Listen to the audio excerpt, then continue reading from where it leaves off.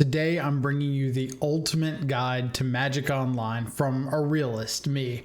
So I'm Control Freak. I've been playing the Magic Online client for almost 17 years now, and I'm hoping this guide will give you an idea of not only an overview of the program, but some settings and adjustments to make to optimize your play experience and give a breakdown of what it truly means to go infinite on Magic Online. Now, there's going to be tips and tricks throughout the video, not only for brand new players getting started out, but for seasoned veterans as well. So if you find it enjoyable, if you think this video helped you out, feel free to leave a like, consider subscribing to the channel, and maybe check out some of my other content. Anyway, let's go ahead and dive into the video so you can get the full experience of what it means to get started on Magic the Gathering Online. Now, before we get started, we really need to break down why Magic the Gathering Online instead of Magic the Gathering Arena. And the realistic answer is tangibility. So we already know in the paper formats, being able to own your cards, turn around and sell them, trade them when you want to exchange for a new deck is something that happens almost on a daily basis, especially when it comes to more competitive formats. Magic the Gathering Online does a much better job of representing that same style of marketplace where you're able to exchange almost immediately between a version of a card or a deck, whatever the case may be.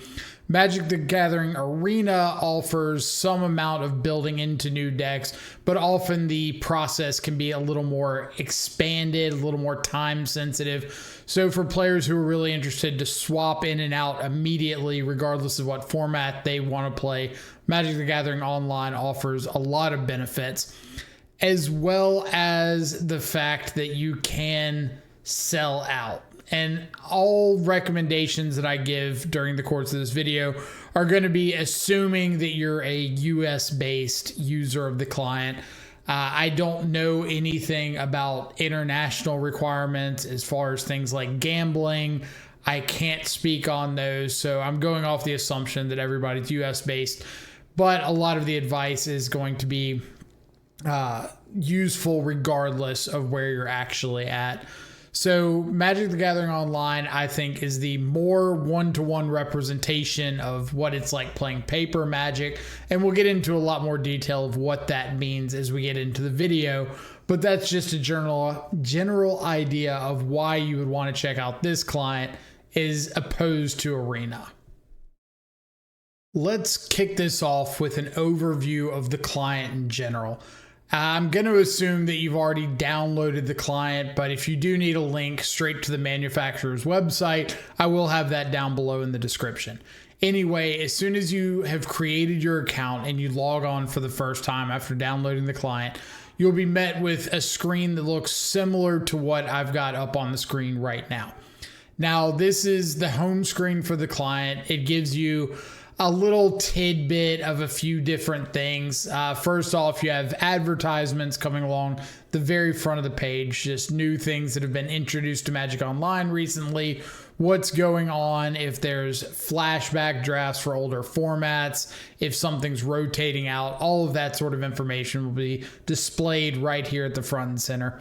To the right, you've got some featured events. Typically, these are higher stakes events like challenges or showcases that have a little bit higher entry fee for a little higher prize pool. And then farther to the right, your buddies list. For the purposes of a realist approach to Magic Online, your buddies list doesn't really matter. It's nice to keep some bots there that you might trade with frequently. We'll get to more of that when we get into the market section. But it's just an idea to keep around if you want to communicate with people that you interact with frequently or people you trade, exchange with frequently. This is where all of their online status will show up. So from the home screen up at the very top, we've got a few of these tabs for different avenues you can direct yourself down. On the far right, we've got your settings, your buddy window, help desk, all of the normal program extensions that you'd expect to find on most applications. So let's go ahead and go across the top here to give you an idea of what is accessible on the program. First off, the collection tab. This is everything that you own on Magic the Gathering Online. So here we can see I've got all the cards that I've collected. I know exactly how many copies of every card I've got based on this little number on the bottom left for each copy. So I know with Malcolm Alluring Scoundrel, I currently own 3 copies. So it gives you a complete breakdown of what all you have access to. You can filter on the left side by the type of card that you're looking for, whether it's a specific format or you're looking for an instant to fit into that deck that you're building. You can search for a specific name to narrow down to that specific card. Whatever the case may be, I'm assuming you can all navigate through the filter section if you want. Down at the bottom, we've got our decks and binders. So our decks are going to be just what you would expect. Decks is if you had a box in your collection that you wanted to pull out at any given time to play a match. That's where everything is down here. So you can scroll through, see exactly what cards are in a current deck. You have everything divided by format. Free form is typically draft decks. And then your trade binder, which just as the name suggests, things that you want to trade away to another player, to a bot, whatever the case may be. All that's down here. And you can adjust by adding a new binder if you want to just trade away, say, a specific card instead of your entire collection. And I'm going to go through a lot of these individual sections in more detail after we get through with the general overview. Like I said, I want this to be a comprehensive guide to Magic Online, not just point and click at a few things and move on. The next tab is the constructed tab. So this tab is where you go to actually find your matches, whether it be a tournament that you've entered or you want to enter a league or there's some 1v1 challenge going on, free play. That's where all of this is. So since I play the most modern, modern is like my default option here. It's where it always goes to, but you can go to whatever format you prefer to play. Each one will have the same general breakdown. You've got at the very top any high level premier event going on. In this case, the Modern Showcase starting in 3 days. We'll have a schedule of exactly when that event starts. You can go over to more info, view prizes to see what that tournament is giving away. Down below, once you've highlighted that specific event, so in this case, the Modern Showcase Challenge, I can scroll down in the middle here to see exactly what the entry fee is. I can see on the right whether or not I've joined this event. I can select exactly what deck I want to register. Any of these with the yellow triangle is just saying that that deck is incomplete at the moment. It might be missing cards. It might have too many cards in the sideboard. Just it's not a legal deck to register in that event. Below the Showcase Challenge, you've got some of your more day-to-day format events. For example, Modern Leagues, just like Legacy Leagues, Pioneer Leagues, Standard Leagues, are 5-round events where generally payout is from 2 wins upward. So as soon as you accrue 2 wins out of 5 matches, you are entitled to some amount of payoff currently in the leagues, and it's always subject to change. 2 wins will give you 50 play points back off of an entry fee of 100 play points. So you do end up losing a little bit, but you recoup something. 3 wins gets you 100 play points, a treasure chest booster, and a Magic Online Championship Series qualifier point. 4 wins gets you 5 treasure chests, 120 play points. 4 wins gets you 5 treasure chests, 120 play points, 2 qualifier points. 5 wins gets you a competitive trophy, 11 treasure chests, 150 play points, and 5 qualifier points. So the qualifier points are used to enter showcase challenges at the end or throughout every season. These are events that will qualify you for higher level events if you place high enough. The play points can be used for entry fees to future events, but they cannot be sold or traded. The treasure chest boosters are typically worth some amount of ticks, which are the currency for Magic Online.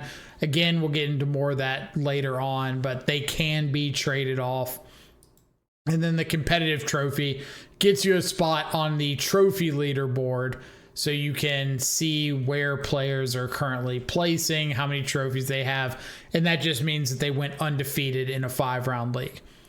The friendly leagues, same basic idea, just smaller entry fee, 6 ticks or 60 play points instead of 10 ticks or 100 play points. And in respect, the payout is reduced slightly. Gold leagues going the opposite direction, higher entry fee for higher potential payout. All makes sense. Preliminaries are 4-round events that go on pretty much every day, where 4-0 or 3-1 receives some amount of qualifier points more than a traditional league. So being able to accumulate points to enter those showcase qualifiers or super qualifiers during the course of a season. Oh, go away. Down below, we've got challenges, which are just scheduled tournaments. Whereas leagues, you're allowed to play your 5 matches whenever you feel like jumping into a match. Challenges and preliminaries are scheduled events that start at a specific time. As soon as everybody in that round finishes, it starts an automatic 2-minute countdown to begin the next round. So every round is in order. Everybody starts at the same time, and you keep going until a top 8 cut is produced and eventually a winner for that particular event. Farther down, we keep scrolling, we see the modern 2-player queue. This is where you can go in a 1v1 versus somebody. Really useful if you're low on play points and you need to win some games to try to accumulate a little bit more to get into a league. This is a good place to do that, since it's just a quick head-to-head 1v1 event. The modern best of 3 and the modern best of 1 are effectively practice rooms. No entry fee is required. No payout is given. You'll see people constantly looking for specific types of matchups. So maybe they want to test against something in particular, or they want to try out a new brew that they're forming up. This is where you'll have a lot of those matchups, and you'll see things like tier 1, 2 only, and a request here. This person wants to test against tier 1 or 2 decks, but might not want to go enter in an official event. Modern best of 1, same idea, just people trying to play quick matches, 1v1.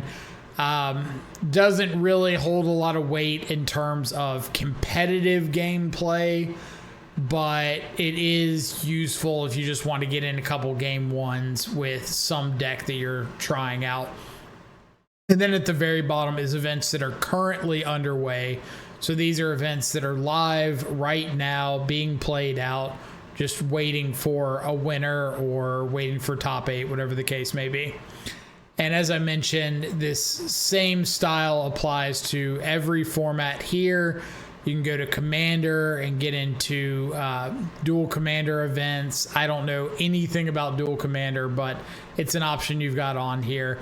You'll see specialty for things like Momer Vig, another 1v1 format that used to have a lot more popularity.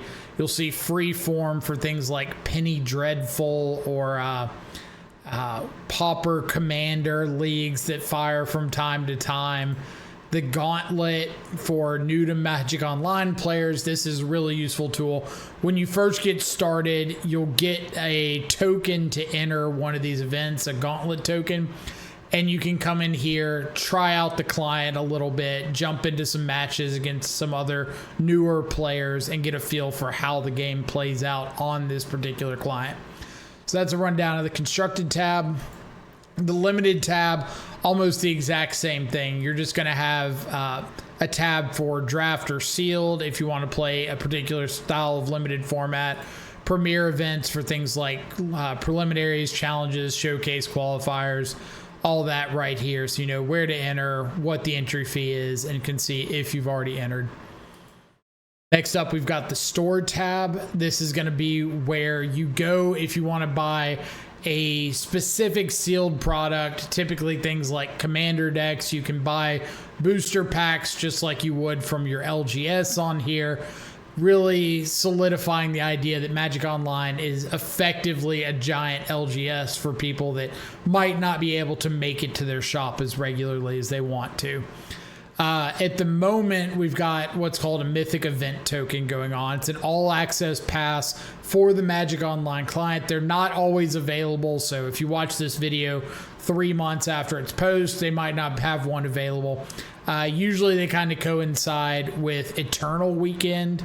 So an all-access token is just a $25 payment for, or $25 US for, I think, 2 weeks of all access to the client. Get access to every card as if you own the physical copy, can enter events with it, and then after that 2 weeks, you're reverted back to what you already owned. And then Magic Online event tickets. These are what you use to enter events if you're not using play points.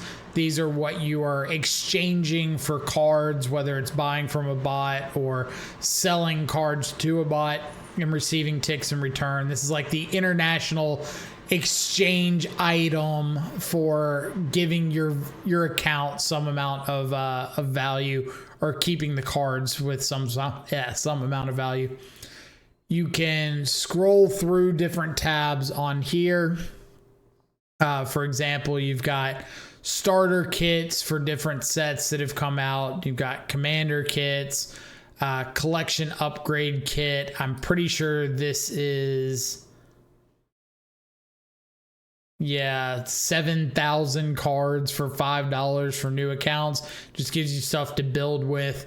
Typically, these things aren't that useful in a competitive environment, but when you're first getting started off, if you're getting started off with some friends and you all want to have some cards to get used to the client with, then this is a reasonable option for that. Otherwise, you can go through standard format cards, modern format, like straight to modern cards, or things that are legal in modern at the moment. The commander stuff, universes beyond, whole sort of stuff. It, again, just like as if you had a physical store in your living room at all times. And then finally, the trade window. This is where you go to actively trade with bots or with other players that are looking to buy or sell specific cards.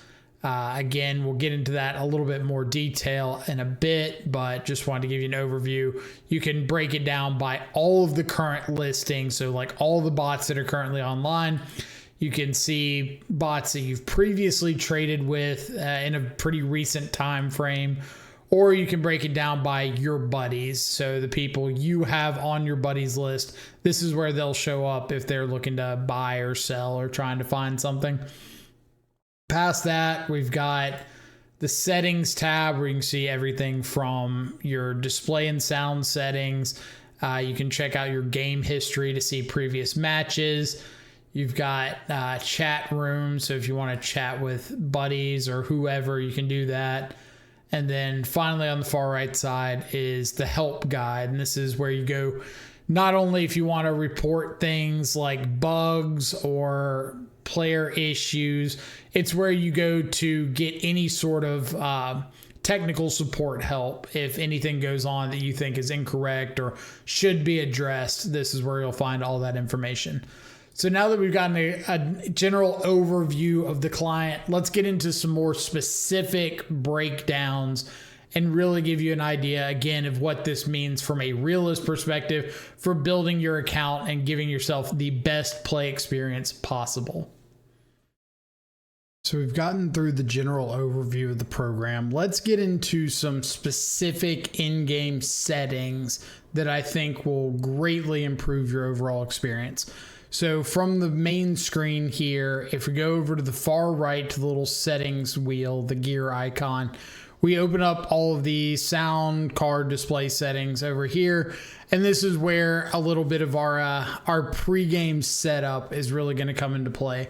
So for me personally, I don't like any music going on in the background. There'll be sounds for casting cards, tapping mana, starting up the client, all that sort of stuff. I personally prefer to just turn everything off.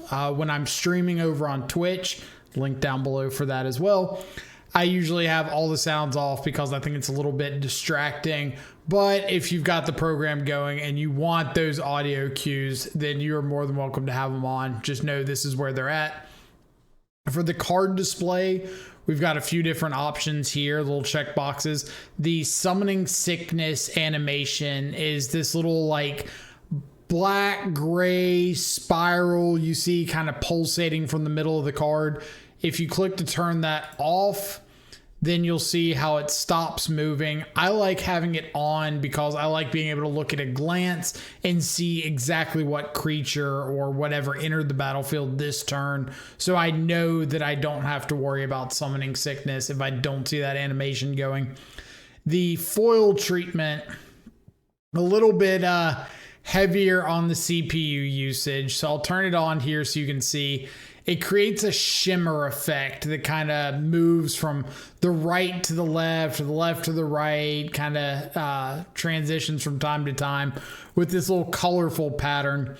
That's the foil treatment. If you can turn it off, or if you choose to turn it off, it does seem to save a little bit of your CPU usage, a little bit of your RAM usage.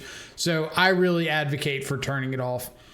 The card preview window down here is an additional window that pops up. So if you hover over a card on screen, you can see that card in detail. You can expand.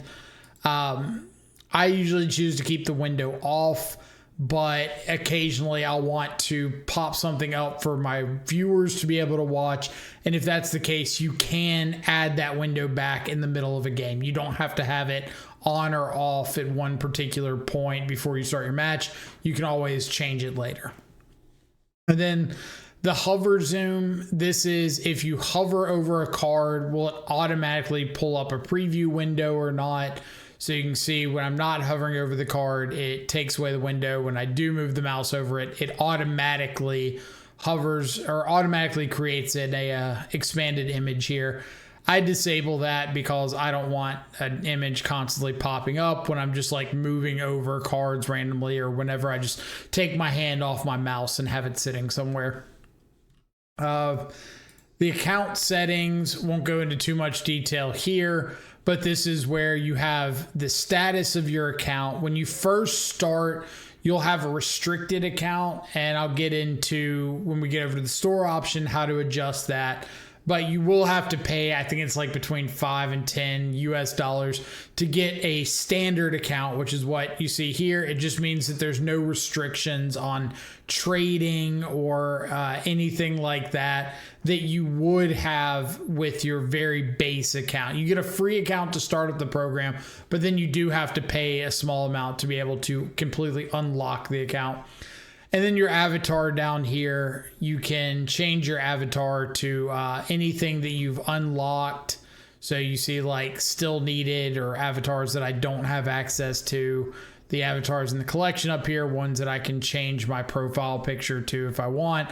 This just shows up under your name whenever you're in a match. Doesn't really affect anything. The input settings. I think this is something that enfranchised players could really use an update on. And when you're first getting started, it's going to look very, very daunting. But as you get more used to the client, you'll be able to kind of pick and choose what actually matters out of this list. So for me, I've got a mouse with a few different side buttons on here. I've got a couple extra buttons on top, and that plays a really big amount of usefulness when it comes to the key binding settings. So you might have heard phrases like F6 said before, and this is where that comes from. F6 is kind of the default to passing through the turn. It's if you hit F6 on your keyboard, the game automatically passes your priority until the end of that turn. But you can adjust that. As you can see over here on the right side, this yield through turn, mine doesn't say F6, it says just the number 6. So if I hit the number 6, it'll automatically pass through. But for me, I've got the number 6 bound on my mouse, so I don't have to hit the button on the keyboard. I don't have to manually click through the individual priority passes on the client. I can just hit a button on my mouse and automatically pass through the turn. I've got keybinds set up on my mouse for things like yes and no, really important because those involve getting clicked a lot. I've got pass priority, so just passing priority on the one particular action that I have right now. I've got pass until I can respond, so maybe I've got a counter spell in hand and I don't want to do anything until you make an action. I've got that on my mouse. I've got yield through the turn, so just absolutely pass through everything. And then I've got yield through the instep down here, which is just, I want to maintain priority as soon as you go to your instep, but I don't want to automatically pass until my turn. These are, I think, some of the more popular keybinds. There's some on here like manual zoom, help, cancel. I've literally never used in 17 years in the client. Undo comes up every now and then, but you can usually just like right click undo and it does. You don't necessarily have to have a keybind for it. Auto tapping the mana is not used that often. It comes up every now and then, but the same thing as undo. You can just right click undo. Retain priority. This is a very common one that shows up, and it's just holding control whenever you cast a spell enters into like full control mode, same way as it does on Magic Arena. But on the right side, these are, I think, the most popular binds. Passing priority, removing all auto yields is really nice. So sometimes you want to pass priority through a couple phases and then remove all that priority passing. This lets you do that. Passing until you can respond. You don't really need to worry about looking at face down cards more often than not. Yielding through the turn is nice, but ultimately, like, these settings are going to come with time. You're going to get games under your belt and you're going to recognize when you're moving to click like okay or yes or no or pass priority or whatever the case is more often. And when you start getting into that habit, that's when you come over to these settings and say, okay, well, I find myself using this command a lot more. What can I do to make that easier on me? And from my realist perspective, binding some of those to the mouse has made the biggest adjustment in my ease at navigating the client. Next up, we've got the in-duel settings. This is another one that is a lot more format specific, but it can come into play like with the deck you're playing. And this is where you want stops occurring, automatic priority stops. For the majority of decks in Modern or Standard, Legacy, whatever, you're going to have places that you care about stopping and places that you don't. You can always adjust these on the fly in game. So, for example, if I want a stop on my opponent's upkeep, I can click to add that here, or I can take it off just permanently and it'll automatically pass priority through their upkeep unless they put something on the stack. If they put something on the stack, I automatically regain priority. But if they don't do anything, I never get a chance to interact. It just auto passes back to their draw step. Realistically, again, since I play a blue instant speed based deck, there's stops like my opponent's upkeep and my opponent's instep, my opponent's beginning of combat, that I often want stops on regardless. Like, I want to know I can make an action here before I move to their main phase, before attackers are declared, before they end their turn. Those are really popular options, so I definitely keep those on. Draw step, after attacks are declared, blocker step, damage step. A lot less used, but again, this is my preference for the decks that I typically gravitate towards. So you'll see things like I've got stops on the block step on my combat. That's because I play a lot of standard and modern decks that utilize Kaito, Bane of Nightmares, so ninjutsu after blockers are declared. So I've got stops on block, damage, and end of combat to be able to really take advantage of that. But if that's not something you're interested in, I could very easily see just going like main phase, maybe declare attacks, maybe not, end of or main phase 2, end of turn, and just leaving it at that. But again, just like the keybinds, this is where as you get more games under your belt, you're going to get a much better understanding of when you find yourself stopping, when you want to stop, and you can always adjust this in game. So don't feel like you have to have it perfect before you fire up the match. Next up, we've got the buddies and clan settings. I honestly have no idea what a clan entails. Never seen anything involved with it. Don't have a clue. Don't bother with it. Buddies list on the right. Thankfully, I've never had to block anybody, so I got an unused block list. But we do have some settings over here on the left side that are pretty useful to know. Trade requests. So there's a box here for trade requests, block while playing. There was an incident years ago, and I'm pretty sure they've since fixed it, where spam trade requests were preventing players from being able to make actions. So there were tops 8s of challenges where players playing were getting just like spammed trade requests from friends or colleagues or whatever of an opponent in top 8. And it was causing them to crash out because they couldn't finish the game. So they added this option here to block trade requests while playing. I always suggest keeping that up unless you know that you've got a trade request coming in from like a bot or a rental service or something. You can change your settings to only allow your buddies to contact you. So people that are in your buddies list, whether it be for challenges, chats, trade requests, whatever. I do a lot of trading with the bots, so it doesn't make a lot of sense for me to have buddies only for these things because I don't want to add every bot that I deal a trade with to my buddies list. The notifications down here are just in-game notifications, so they pop up on the overlay whenever one of these things happens.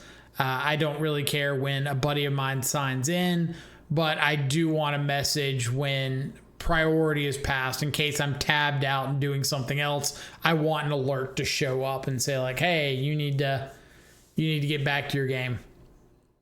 And then finally, filter out profanity. There are angry people in every game ever online for whatever reason. I don't want to deal with it, so just filter that out. Highly recommend you do the same. It really does not come up like hardly ever.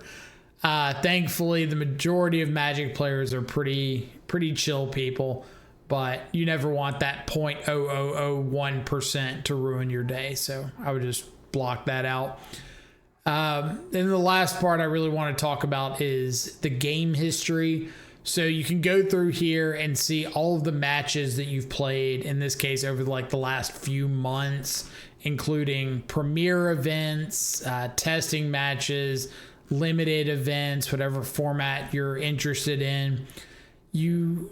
It's currently down at the time of filming this, but typically you can go to details whenever you find a specific match.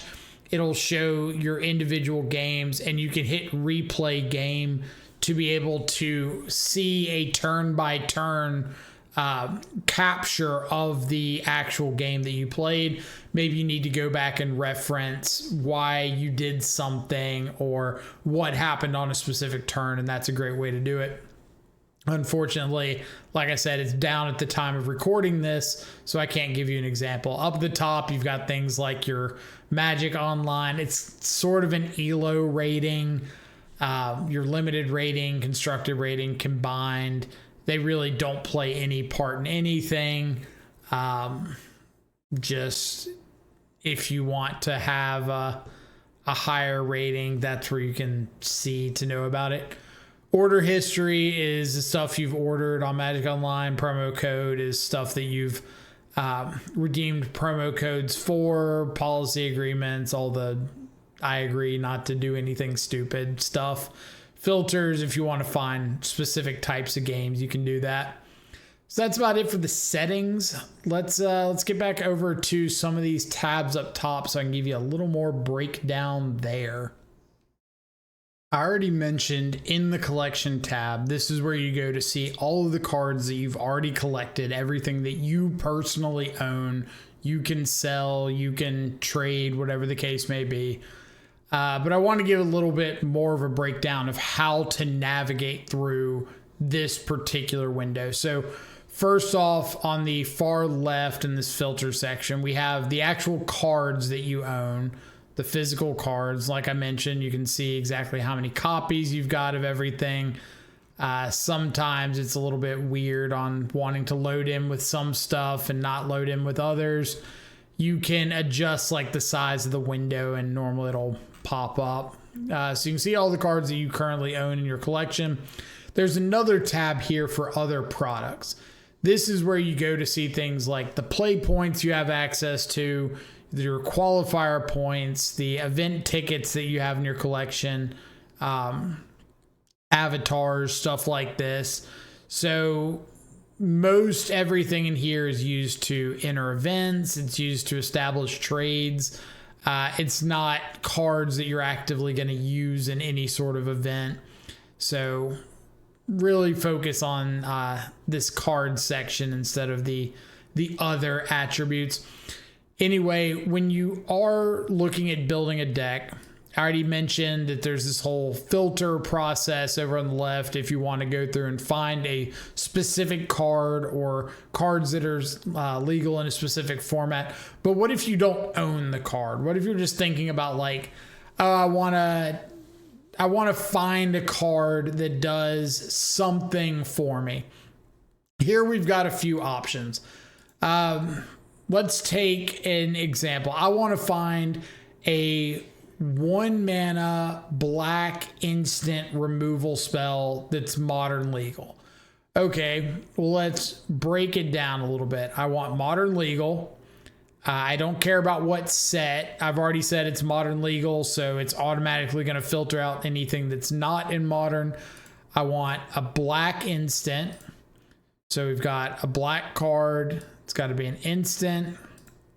I want to find something that's mana value 1 or less. So let's go down to 0 to 1 mana value. So this is going to be all the black instants that I have in my collection right now. But what if I don't own the card? What if I don't physically have any copies of this card and I don't know what to search for? How do I figure out what the card could be from there? And there's a trick. Up on the top, you've got display here, so where you can see that preview pane of any card you hover over. Let's get that out of the way.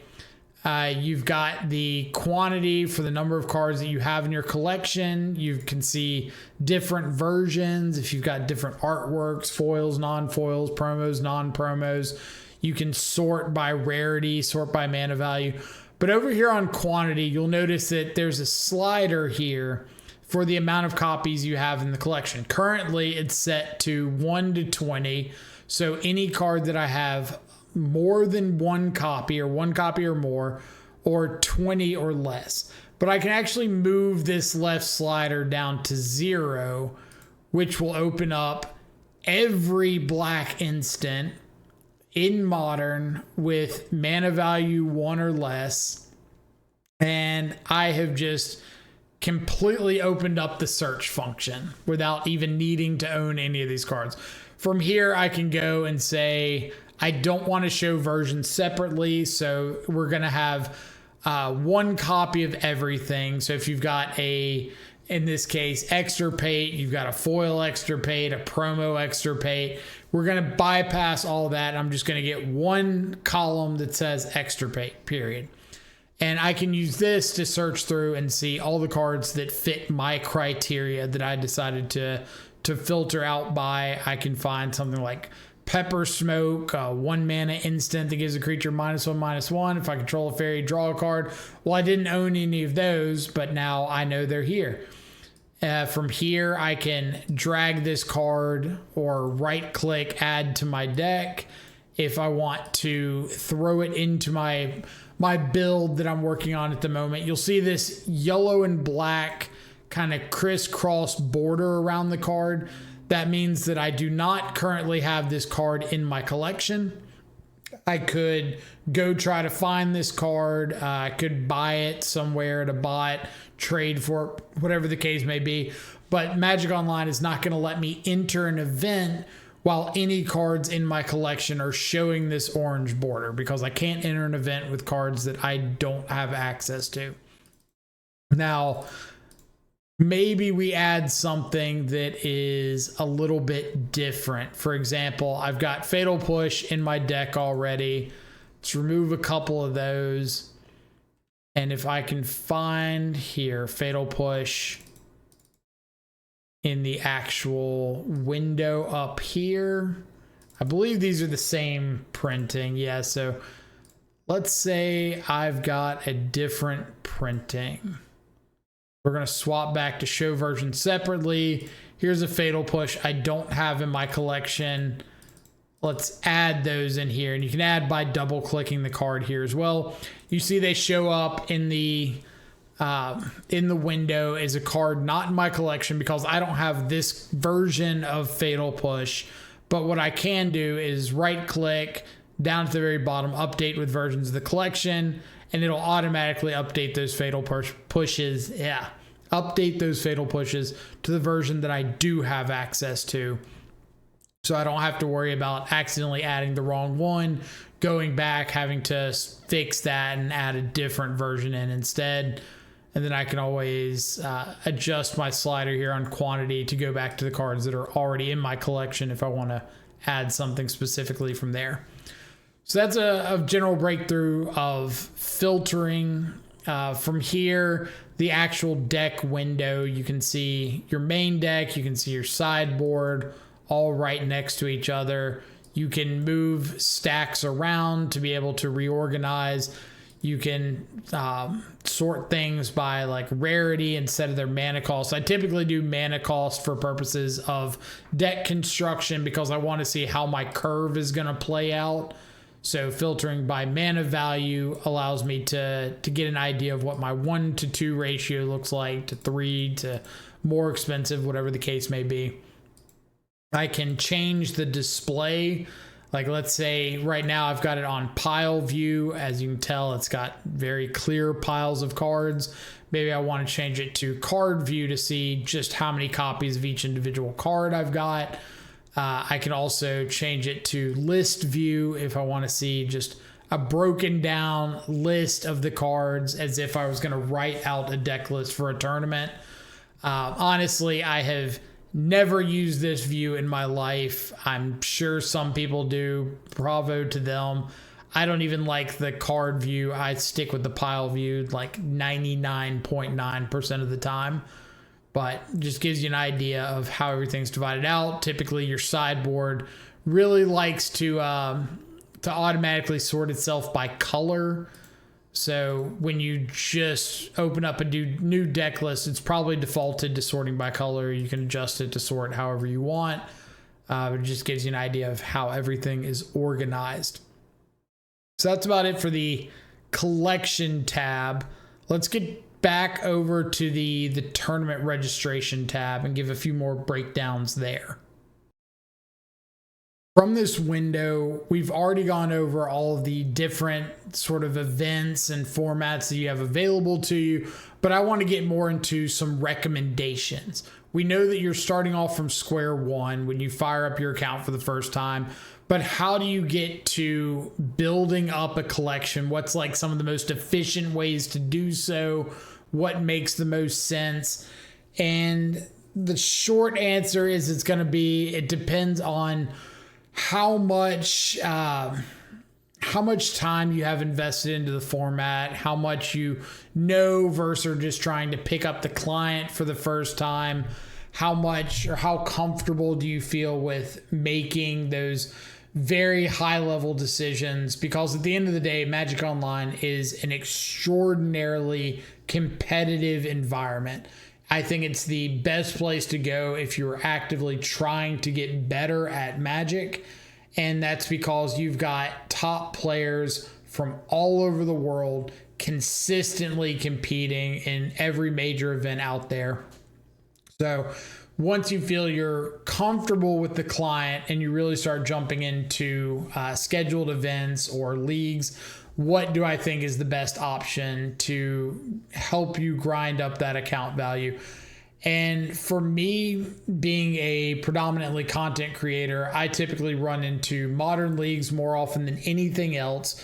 The reason being the wait time for matches is fairly low. The payout is reasonably well. So if I take 100 play points to enter the event and I have a pretty good likelihood of making 3-2 or better, that's going to pay me out not only the 100 play points that I used to enter the league, but an additional treasure chest as well. And that's the premises of going infinite on Magic Online, is entering events in a way that you are making more than your entry fee more often than you're losing more than your entry fee. That's all there is to it. Going infinite on Magic Online is just about, I used 100 play points to enter, I received 100 play points plus a treasure chest. Now every time I enter an event, my account grows by some amount. And if I can consistently 3-2 leagues, eventually I will be able to buy whatever I want to buy on the client. So for me, again, content creation, modern, just straight modern leagues are, or whatever format you're wanting, are the best value. For people who are more concerned with getting the most possible return, gold leagues, even though they have a 200 play point entry fee, do pay out up to 400 play points for a 5-0, as well as 12 treasure chests instead of the 150 play points and 11 treasure chests for a 5-0 in the standard modern leagues. So the high end of the payout, a little bit more. The 4-1 payout, a little bit more. The downside being it typically takes a longer time to find matches. I've seen people wait 20 minutes for a match and still not find one. So it's going to depend on the time of the day that you're entering, how popular that format is, and there's still just going to be no direct path to making that process faster. The friendly leagues, I mentioned lower entry fee, but lower payout. In these cases, we're looking at a 5-0 being 120 play points and 3 treasure chests, whereas the standard leagues are 150 play points and 11 treasure chests, and the gold leagues are 400 play points and 12 treasure chests. So you can see pretty big knockoff and payoff from gold to standard to the friendlies. The scheduled events, the preliminaries, typically don't have high payouts outside of the qualifier points. That's really what you're aiming for in these. You're entering with 200 play points, ending up 4-0. You get 400 play points back, 5 treasure chests, and then 40 Magic Online qualifier points. Now, these qualifier points, I already said, can be entered for showcase challenges, for super qualifiers, stuff like that. They can also be used to give you free entry into limited qualifiers, where if a certain format is out that seems to have a high value to it, you can use those qualifier points for free entry, take your cards that you opened up in your limited pool, and immediately turn around and trade them off to a bot. So that's a way to use some of the extra qualifier points to convert them into transferable currency. The challenges in general, you'll see these numbers next to them, like Modern Challenge 64, Modern Challenge 32. That's just how far down they pay out. So for example, the Modern Challenge 32 pays down to 32nd place, see 150 play points. So anything less in this case than 16th ends up with a net negative on your entry fee. Enter with 250 play points or 25 ticks. Receive 200 play points or 150 play points. So net negative for everything below 16th. but does give you something for down to 32nd. The Modern Challenge 64s, same idea. The entry fee a little bit higher, but pays out to 64th instead of 32nd. From 33rd down, you're definitely losing value. From 17 to 32, you do get qualifier points. You do get 3 treasure chests as well as 250 play points. So pretty close to breaking even. A typical treasure chest could be anywhere from 5 to 20 play points on average, has the chance of being significantly higher. We'll get more into that when I get into the economy breakdown of Magic Online. But just know that it's 5 to 15, 20 play points or so on average. So this could be looked at as about 300 play points plus the qualifier points. So a little bit more than entry fee back. And then finally, stuff like the showcase challenges. We'll see 40 qualifier points for the entry fee. So you cannot enter the showcase challenge without qualifier points. Can't enter with play points or with ticks. Has to be qualifier points that you've earned from other events. The payout here being, in this case, first place, 900 play points, 200 treasure chest boosters, Mox leaderboard points, 18 booster packs, full set of Edge of Eternities and foil. Really big payout, and pays out all the way down to 128th. It's 150 play points and 5 treasure chests. The reason these showcase challenges are pretty significant is typically the events are free to enter because you entered with qualifier points and not with actual play points or ticks. So free to enter, really high value.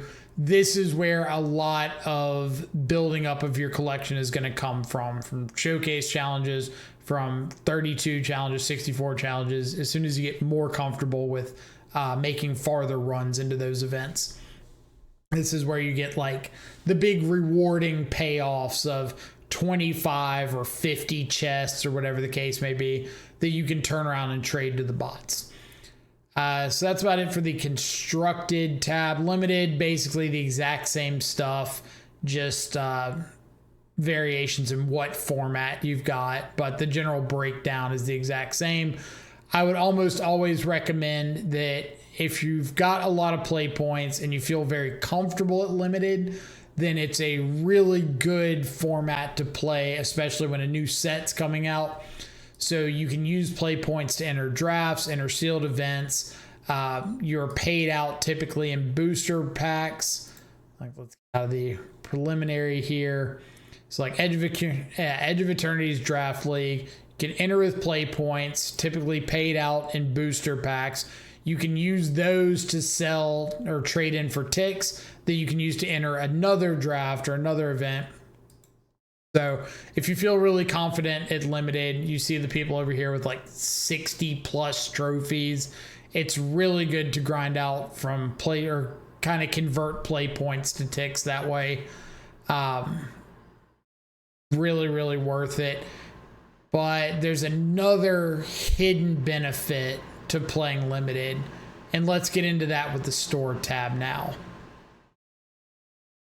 Okay. So I already mentioned that when you start up your account for the first time, you're going to have a restricted account. You're not going to be able to make trades.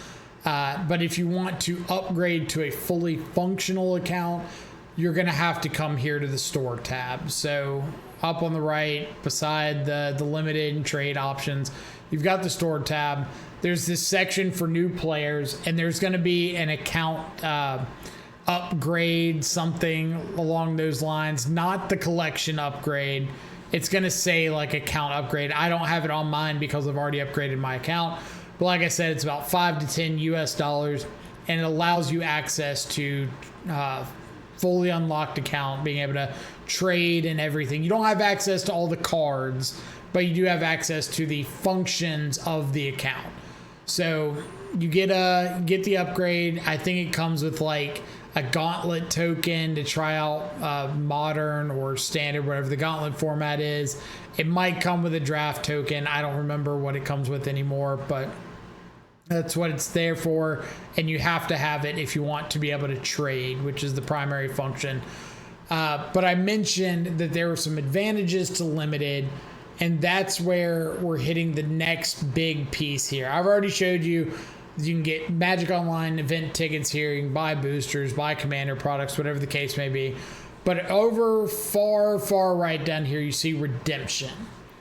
This is probably one of the coolest features of Magic Online, and I cannot understate how valuable this is if it's an avenue that you want to pursue. So you see all of these set symbols here, and right above them they'll say the set name, and they'll say redemption request and standard or premium. What this means is that if you have a complete set, so one of every copy of every card in that set, and you come here, pay this redemption fee, whatever it is, you can trade those copies in for a full paper set of the same kind. So if I've got one of every standard, and standard just means non-foil, premium means foil. If I have one copy of every non-foil card in Dragonstorm, Tarkir Dragonstorm, I can come here, pay $45 for a redemption. I can trade them my one copy of every card in Dragonstorm, enter in my shipping information, and they will send me a physical copy of one of every card in Dragonstorm. This is a huge payout if you play a lot of limited, if you're really comfortable with limited, because you're able to build up that collection just naturally by drafting, by playing sealed, whatever the case may be, and then turn around, buy redemption, often by selling off packs that you've won by playing limited. Buy a redemption and trade all those cards in for a physical set that can often be worth a lot more than what it took you to draft up that collection and pay the redemption fee. So if you're looking at making a little extra off Magic Online, this is where you would go to have the best chance of doing that. Personally, I don't get into set redemptions just because I don't play limited, not my preferred format, but I know a lot of players that have redeemed a lot of sets, had a lot of success in limited, and it can definitely carry some weight. So other than that, we've already seen like all the sealed product you can buy just as if you're buying a pack or a set or whatever at your LGS. The collection upgrade we already went over. The deck builders, essentially, these are effectively just packs of like lands and commons and uncommons from whatever set that it says on there. I don't really think they're worth it, but some people enjoy buying them, especially when like a new set comes out. It can often be worth for content creators to buy a collection pack of the commons and uncommons of a new set to have access to them for early access. But other than that, we'll get on to the trade tab because I think this one is another extremely important one. And the last window I really want to go over is the trade window here. So as soon as you go over to the trade tab, you'll see all the current posts for all the bots, all the players that are looking for particular cards or offering up a certain amount. Typically, whenever you see a number next to a card, that's what they're offering to buy that card for, or what they're selling that card for if they're a selling bot. Generally, every bot will say whether or not they're buying or selling, or if they're just open to either sort of transaction. You'll show it. So like fair prices here, open buying, so they're buying cards, fast buying here, buying cards, tons of different bot chains that you can use that typically store credit across their bots. So for example, if I sell some stuff to Foil Trader 10 here and I don't sell enough to evenly round out to a certain number of ticks. Say I sell them 3.7 ticks worth of cards. They can only give me 3 physical ticks. They have to save that 0.7. If I go back and trade with like Foil Trader 6, they'll still be able to honor that 0.7 from the other deal and add it to this transaction. So as long as you keep your trades typically within the same bot chains, it's really easy to keep track of all of the overtures or the difference between transactions with different bots. It all automatically updates together. But if you go and trade something to one bot chain and then open up a trade with another bot chain, and typically the chains are just identified by similar names, like the Dojo trade chain and the Foils chain, the All You Need Is Love chain, whatever the case may be. If you open up a trade with one and sell some stuff or buy some stuff and then it doesn't even out, they keep some credit left over and you go to another chain, they're not going to be able to honor from the first chain. These are all like independent businesses, basically. So previous trade partners, as I mentioned, just bots you've traded with previously. I'm going to go ahead and show you what a trade window looks like. For example, I want to sell some cards. So I find a bot that's buying instead of a bot that's selling. Selling is me buying from them, not sell to them. It's what this bot is actively doing. And then buying is them buying cards from me. So go to buy. I can select what binder I want to sell from, which we already showed how to set that up in the collection tab. So in this case, new binder. I think I put like an Abrupt Decay in here. Either way, open up the bot. It will automatically go through the process of looking through my binder to decide what it wants to buy from me. In this case, it wants my Abrupt Decay. On the far right side, I haven't done anything. It'll automatically update to give me a price that it wants to offer. So in this case, it's checked my items. It wants to buy 1 Abrupt Decay and it wants to pay me 0.10 ticks for that Abrupt Decay.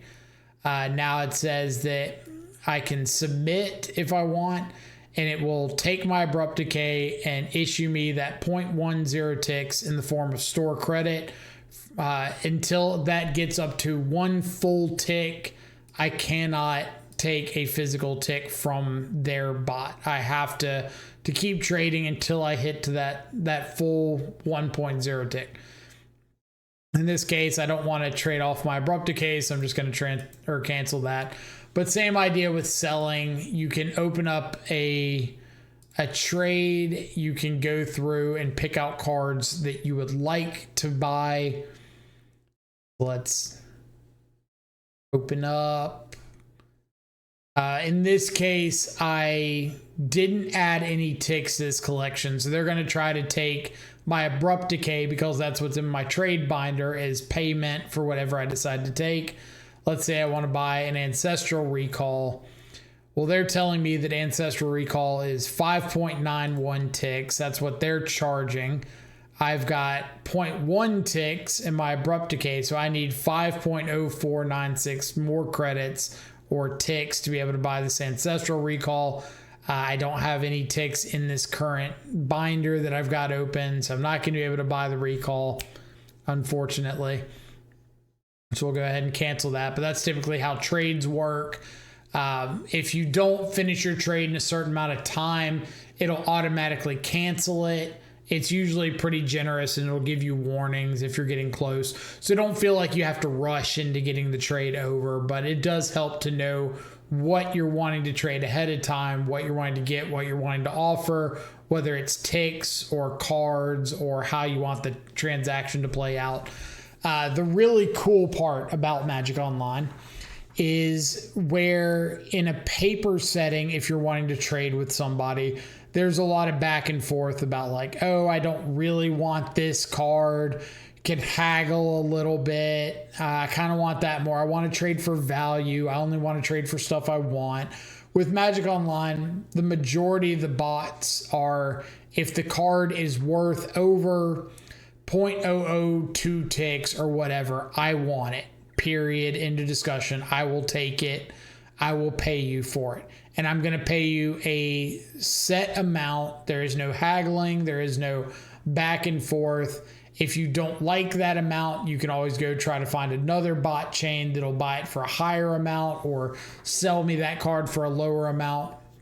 There's always flexibility. You never have to buy anything, but that's typically how the system is set up to allow you to exchange cards and ticks efficiently, effectively, quickly, and get the cards you need at the quickest possible time frame. So now that the trade window is out of the way, there are two more things I want to cover. I want to cover what the actual in-game client looks like. And then last but not least, we're going to go over going infinite and building a collection on Magic Online. So stick around and let's knock those out. So I opened up a little goldfish game here just to give you an idea of what the client looks like when you're actually in a match. Give you a breakdown of some of the different zones, what things look like as you're getting through your game. Don't worry about what the cards are, where they are, not the important part. I just want to showcase some of the different features that you need to be aware of. So first and foremost, you'll see over on the left side, there is a white window here. When I have an opponent, in this case, this is just a goldfish game against myself, so there is no opponent. But when I would have an opponent, there would be another window that looks just like my name here, all these individual boxes, on the other side of this white box. This white box would be in the very center, and it would be where I click to pass priority, to make yes or no decisions, whatever the case may be. And there would be another box that looks just like my name. Now, around this box, there's a few indicators you need to be aware of. For example, up at the very top, you see this number 45 over a box that looks like a deck of cards. That's because this is the indicator for how many cards are remaining in my deck at this moment. So 60 card format in the case of what I got here. 4 cards in my graveyard, 5, 6, 7, 8, 9, 10 in hand, 11, 12, 13, 14 for the Psychic Frog. Did I miss one? Oh, and 1 for a Cling to Dust exiled card. Gives 15 or 60 cards total, so I know that's correct. 6 to the right of that looks like it's over a hand of cards because, conveniently enough, it is the number of cards that are in my hand at this moment. So I've got 1, 2, 3, 4, 5, 6 in my hand at the moment. I know that's correct. Down below, the 4 over the tombstone is the number of cards in my graveyard. I can click on that indicator to pop out the graveyard into a new display here. And this little arrow up at the top right will let me move it into a movable window. So if I want to see the graveyard over here, I can do that, or down here, I can do that, wherever I want to move it. And eventually, if I decide to either move it back to the popped out window, I can hit the arrow. If I want to move it back over to the left-hand side of the display, I can just hit the X and clear it out. The 1 over this little X in circle is the cards in my exile zone. So I exiled a swamp to draw a card with Cling to Dust. I can do the same thing, pop out this window, move it wherever I want to move it, exit out, and it'll automatically hide itself. The eyeball with the 0 is revealed cards. So if I Thoughtseize my opponent, their cards that I see will show up on the revealed zone, but on their side. So it wouldn't show them on my revealed zone since I haven't revealed a card. It'll show them on their revealed zone since they have. The shield here is for effects. So if I've got like a delayed effect off something like Dashing or Ragavan, it'll show up here. An end of turn effect, whatever the case may be. That's where those will show up. And then if there's a companion in the game, say a Zerda or a Karuga, and it was revealed at the start of the game, then there will be an additional icon over here that looks like a paw print to indicate that there's a companion available. Other than that, down at the bottom left, you've got another gear icon. So this is a few of those extra settings that we talked about earlier, just in the game. So if you want to do things like show the preview panes, you can read things better, then you have access to that here. You can turn it on or off. If you want to keep the red zone open, all it does is create a separation between your side of the board and your opponent's. I choose to keep it off because it's just kind of visual clutter. The enable animations I would typically turn off. This is just to get rid of any sort of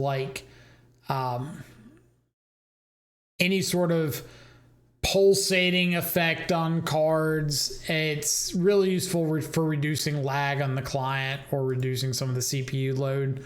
So typically keep that off.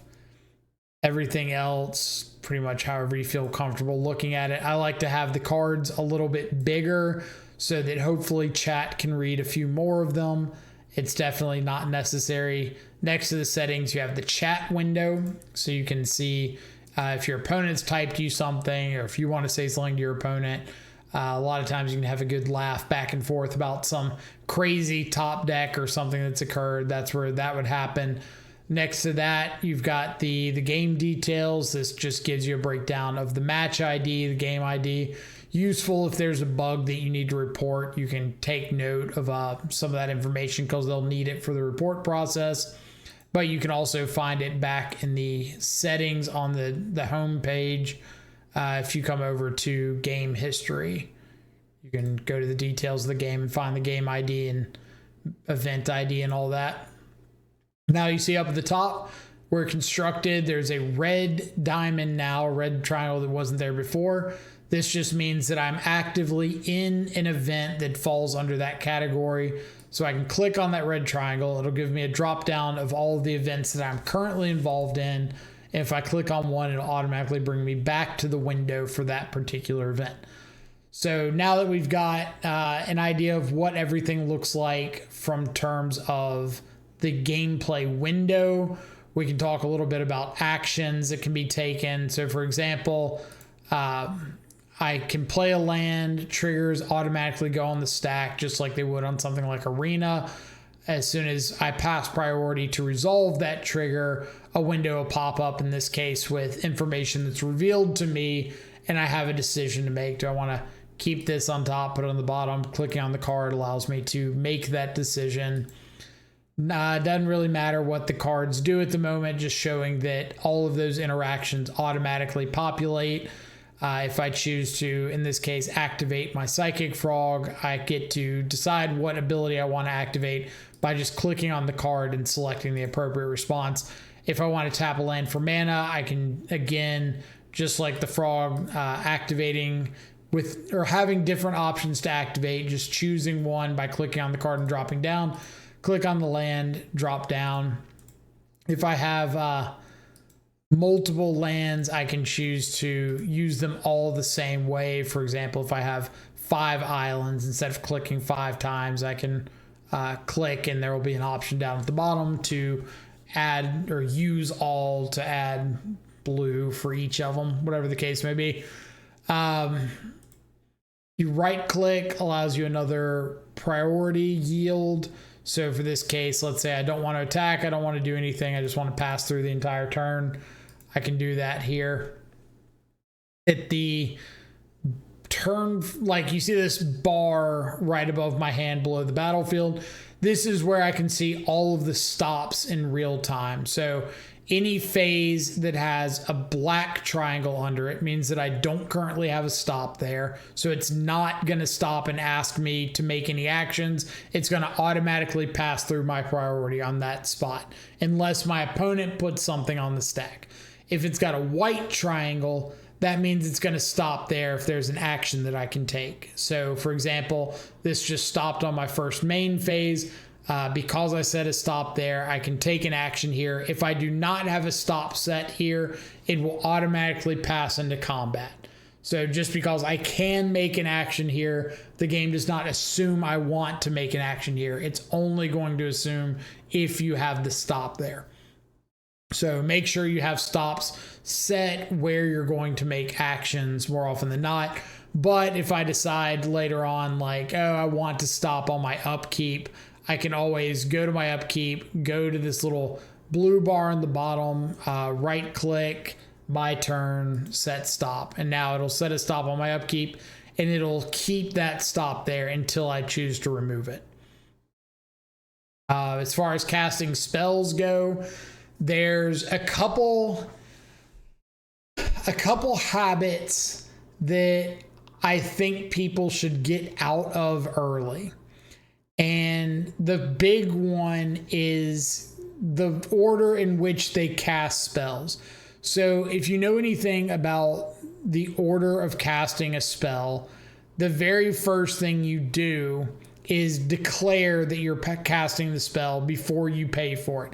You can replicate that on Magic Online. So I can decide, hey, I want to cast a Fatal Push. And the easiest way to indicate I want to cast that Fatal Push is to click the Fatal Push from my hand, choosing to cast. In this case, I have options for how to cast it. I wouldn't worry about that part, just Fatal Push being weird by itself. But I want to choose to cast the Fatal Push. Now I choose a target, in this case, the Psychic Frog. And it's going to ask me to pay for that spell. I got to pay black mana, so I want to choose what land I want to tap to add black, and cast the Fatal Push. It's done. The habit I would not recommend getting into, that I see people get messed up by a lot, is floating mana and then casting the spell. And the reason I say to get out of that habit early is with cards like Engineered Explosives, for example, cards that care about specific color of mana being cast, or if you don't want to tap like X spells, you don't want to get into the habit of floating your mana first, because you run the issue of misclicking. Now, if I had an Engineered Explosives in my hand and I chose to cast it right here, it would give me the chance to choose X, what I want the value to be, pay the mana from my mana pool. But misclicks happen, and this is really, really easy to cast that Engineered Explosives and have it automatically enter the battlefield with 0 counters on it, because I didn't click the mana out of my mana pool. But if I cast it from hand and then pay the mana after I've declared I'm casting the card, it won't mess that up. I'll always get to enter with the number of counters I want it to. It's just a really easy habit to get out of early. So I would always recommend click the card first if you want to cast it. Choose to cast it, then choose your targets and go from there. I would not float the mana. You also have an issue with if you float mana and don't do anything, you can undo. But like as soon as let's actually go to the next turn so I can show this off, because it's really, really important. There's an undo feature. If I float mana and I decide I don't want to use that mana, I can right click undo and it'll untap my lands, take my mana out of the mana pool. But, and I've seen people get messed up by this, if I float mana and I take another action, for this case, play out a Gloomlake Verge, play out a land, I can no longer undo the tapping of that mana. Now in paper, you can probably call a judge and be allowed to untap, but on Magic Online, it does not function that way. So I do not recommend, for any stretch of the imagination, floating mana and then trying to do something. Like if you want to do it, cast the spell from hand and then use the mana. Or then tap the lands to add the mana after you've declared the spell. In the case of something like Delve here, I can choose what I want to exile from my graveyard and then click my floating mana. It'll use that. I don't have to use new mana. Like the mana is still there. It's still available. It just will not let you undo if another action was taken at that point. So I think that's about it for the gameplay window. Let's wrap it up with really diving into the economy and what it means to go infinite on Magic Online. So you've gotten your account set up, you've bought your token to upgrade to a regular account, to a full access account. What do you do now to build up a collection and really get rolling? And ultimately, it's going to come down to how much time do you plan on devoting to Magic Online. I know for some players, it's going to be the casual play a couple games on Saturday afternoon, and that's it for the week. And that's fine. There's going to be players that are trying to play 5, 6, 7 leagues a day and really knock out their collection as soon as they possibly can. But setting those kind of time ideas ahead of time is really good for establishing what route you want to take to build up your collection.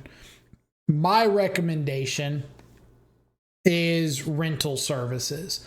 I think that I'm not going to give any specific names. You can always go Google Magic Online rental services and find one that works for you. I'm not, at least at the time of making this video, I'm not sponsored by any rental services, so I'm not going to pick favorites or show favoritism or anything like that.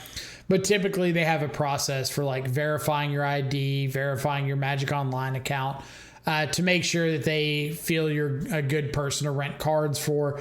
I've used rental services for a number of years now. Really like the ease at which you can borrow cards for some leagues to try out a new deck, a new configuration, whatever the case may be. But using those rental services to play leagues, play competitive events, can end up paying for itself over time, because you use the rental service to borrow the cards, use the cards to put together a good deck, use that deck to enter leagues, enter events, and use the winnings from those to not only pay for more leagues and events, but also create an excess that you can turn around and sell back to the rental service most of the time to pay for your subscription to rent the deck. Now, the amount that you're going to be able to rent is going to vary pretty vastly depending on how much time you've spent with that rental service, how much you are okay spending per month, what kind of deck you're wanting to build. So I'm going to give a general path that at the time of recording this is fairly effective. So a lot of the rental services have a base plan, a cheapest plan that allows you to rent up to around 100 ticks worth of cards for standard at the moment. Outside of the VV Cauldron deck, you can rent the mono red aggro deck for about 55 to 60 ticks. And that doesn't use up your full rental requirement and allows you to enter events with a tier 1 competitive deck, go through leagues, go through challenges, whatever the case is, to be able to grind out some value, use the winnings from those to either pay off the rental service or compile them to place into another deck, maybe one that you're more interested in playing, maybe another format, whatever the case may be. But starting with a more affordable tier 1 deck in a format that you might not be as interested in, but allows you to play games, start accumulating value, is the best starter you can do. Limited is a good option if you have play points left over, but a lot of times you're not going to have an extensive amount of play points when you're first getting started. So it's going to come down to being able to claw through like 1v1 matches to build up to play leagues, and to grind through 1v1 matches, you need to have a deck that's going to function for you. So rental services, I think, are the most productive way of getting through those early kind of jitters. But ultimately the goal is to build into the deck that you want to play and you're going to feel more comfortable playing more matches in. At the end of the day, owning your deck is always going to be the best value, because you're not paying a monthly fee to rent. You've got the cards. You can use the cards whenever you want to go enter into events. You don't have to return them to a rental service every so often. So if you can afford to buy the deck outright, that's always a really good place to start. If you can't, then it might help to build a budget version of the deck. For example, I play a lot of Dimir decks in Modern, And I know cards like Consigned to Memory in the sideboard are fairly expensive. So cutting out the Consigned to Memories from my list might save me 80 to 90 ticks over the price of the deck, dropping it from 400 ticks to closer to 300 ticks. So if I'm able to knock down some pieces, pick them up over time as I perform well in events, perform well in leagues or challenges, then it does make the entire process a lot more manageable. What you don't want to do is start biting off more than you can chew. So like getting into the program, finding a deck you really want to play at the end of the day that's 500 ticks, and going and buying 15 ticks worth of cards that only work in that specific deck. Because if you do that, you're going to have 15 ticks tied up into something that you can't use. You don't get to use that value to build you more value. You want to tie up those ticks into something that you can actively use to earn you more as you play. The entire idea of going infinite on Magic Online, I already mentioned earlier, is just using your entry fee and accumulating more off of your winnings than you paid to enter the event. The most common avenue to this is just consistent over 3-2 or 3-2 or better record in leagues. So standard, modern, legacy, whatever. 3-2 gets you your entry fee back plus a treasure chest. Treasure chest values fluctuate over the course of the year. They can go down to as low as a tick and a half in value. I've seen them up to 2.5 ticks. Just depends on the time, what's currently available in those treasure chests, what the play point distribution is. So if you want to turn around and sell those chests to a bot, you can go through the trade window, find a bot that's buying treasure chests for a price you're accepting, and sell them off directly for ticks, or just use them as payment to get cards that you're wanting access to. If you don't want to sell them, you can open them if you need play points. Like I said, they're approximately 5 to 20 play points per treasure chest on average. They can be more, but they'll never be less than 5 in a treasure chest. I would never recommend opening treasure chests for any purpose other than you need play points. The value of them is predominantly centered around the play points. So if you don't need play points, I would sell them for the ticks or just sit on them. If you think that the value of the chest is going to go up over time, then you can save them and sell them when the value goes up. But I would not open them trying to open expensive cards to turn around and sell. The odds are extraordinarily low that you're going to open up anything worth more than the price of the treasure chest. So my recommendation, again, either sell the chest or open them if you need the play points, but no other reason. From there, we've talked about positive win rates. You really don't need that high of a win rate to go infinite on Magic Online. You just need to be disciplined and not selling off things that you don't need to sell off. Using the money that you earn or the ticks that you earn to help pay for your rental service to keep playing in more competitive events, build up more play points. I always recommend trying to have enough play points sitting around to enter a few leagues or to enter a few challenges if that's more of your goal. But you don't want to get into a shortage of not having play points because you sold off all of your treasure chests and you're not winning enough. And you don't want to get into the case of having too many play points and not being able to convert them to cards or to ticks to help pay off your rental subscription if that's your choice. That's about it for the economy, really. Like, you can make speculations on cards just like you would in paper. If you think a card is going to go up in value, you can buy it early for 3 ticks a piece, turn around, sell it back to a bot 2 weeks from now for 5 ticks a piece. Happens all the time. It is an avenue to potentially make a few extra ticks to help grow your collection that way. But again, I would always recommend to not put anything, any money or anything into Magic Online that you're not okay with losing if you're going to speculate on something like that. But having a paper collection, having a Magic Online collection, it does seem redundant, but Magic Online opens you up to a lot of possibilities to enter events when you couldn't normally event in paper. Again, I think it's the best testing ground, especially for the Eternal formats that we have available to us. We'll see other clients pop up like X-Mage and Cockatrice and whatnot that see a reasonable amount of play, but I think the competition level on Magic Online just blows all those out of the water.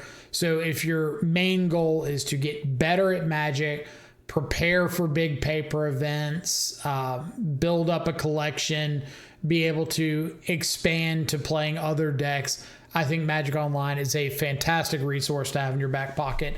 So other than that, I hope you enjoyed the video. If you have any questions, any comments, if you're uncertain about something, please feel free to leave a comment down below. I'm happy to answer whatever I can. I'll have links down below to stuff like the Discord. If you want to come ask questions there, you're more than welcome. We'll have avenues for you to get all the answers you need. Got a link to the stream down below in the Twitch. If you want to come on the stream and ask questions in the chat there, you're more than welcome to. Love to have you. I think any question that you can possibly have watching this video has probably come up 100 times before. Answered it then. I'm happy to answer it now. So other than that, hope you all have a fantastic rest of your day. Stay safe. Enjoy some good food and company. Thank you for sticking around through the video. Hope you all, have a wonderful time building up your Magic Online account. Come send me a challenge sometime. Other than that, go enjoy some good food and company. I will catch y'all back live later. Adios for now.